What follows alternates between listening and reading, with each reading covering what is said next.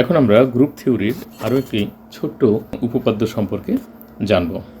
এই উপপাদ্যটি হলো একটি গ্রুপের যে কোনো একটি উপাদানের বিপরীতকের বিপরীতক ওই উপাদানের সমান হবে।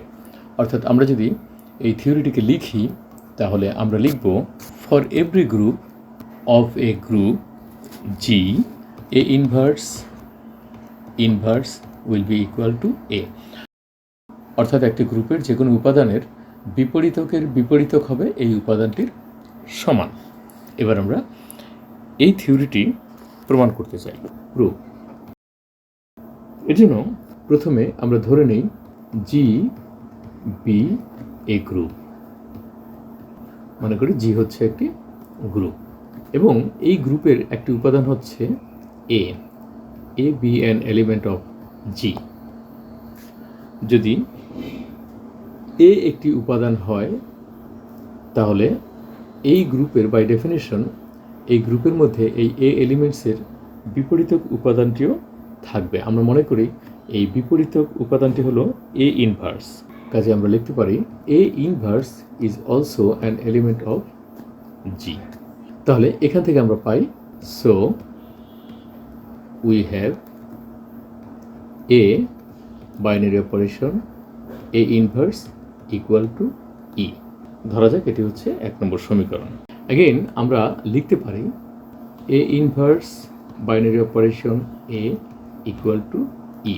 ধরা যাক এটি হচ্ছে 2 নম্বর সমীকরণ। এবার এই 1 নম্বর সমীকরণের উভয় পক্ষে আমরা এ ইনভার্সের ইনভার্স দিয়ে রাইট মাল্টিপ্লিকেশন করব। অর্থাৎ আমরা লিখতে পারি a binary operation A inverse binary operation A inverse equal to হবে ই বাইনারি অপারেশন এ ইনভার্স। অর্থাৎ এই সমীকরণের উভয় পক্ষে আমরা এ ইনভার্স দিয়ে বাইনারি অপারেশন করি। এবার আমরা এই বাম পক্ষে অ্যাসোসিয়েটিভ প্রপার্টি যদি আমরা অ্যাপ্লাই করি তাহলে আমরা লিখতে পারি a binary operation A inverse binary operation A inverse এবং ডান পাশে আমরা লিখতে পারি এ ইনভার্স।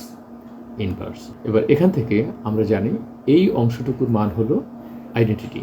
অর্থাৎ এ বাইনারি অপারেশন এই অংশের মান হলো ই ইকুয়াল টু হলো এ ইনভার্স। তাহলে এখান থেকে আমরা লিখতে পারি a binary operation e equal to হলো এ আর এটা হচ্ছে এ ইনভার্স পারলাম। এবার আমরা এই 2 নম্বর সমীকরণটি দিয়ে একইভাবে প্রমাণ করব। তবে এর জন্য আমরা এই উভয় পক্ষকে এ ইনভার্স দিয়ে লেফট মাল্টিপ্লাই করব। তাহলে a inverse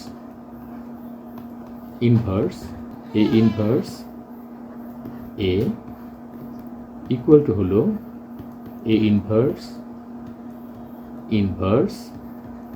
binary operation e. এবার আমরা বাম পাশে যদি অ্যাসোসিয়েটিভ প্রপার্টি অ্যাপ্লাই করি এ ইনভার্স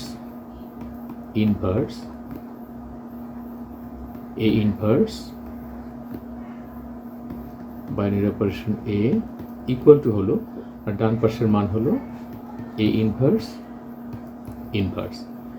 এখান থেকে আমরা জানি এই অংশটুকুর মান হলো e binary operation A equal to হলো এ ইনভার্স। এবার এখান থেকে আমরা লিখতে পারি e binary operation A equal to a. এখান থেকে আমরা লিখতে পারি এ ইনভার্স।